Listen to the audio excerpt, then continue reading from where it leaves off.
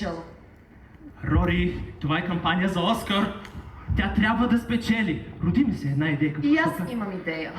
Извади ми душата. Нервите ми винаги късаш с глупавите си идеи.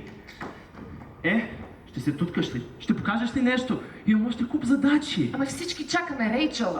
Отиде ми деня. Виж, предлагам да развия мотива Пепеляшка.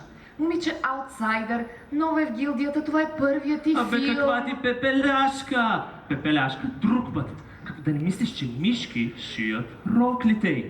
Том Форд и Карл Лагерфелд се бият кой да я облече. Аутсайдерът има цял гараж, награди включително 6 грами.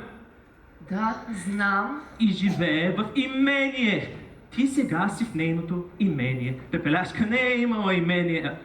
Какво имаше тя? Тиква. Тиква е имала! Но всъщност се е возила в нея. Моля те, скри се в тиквата. Изчезни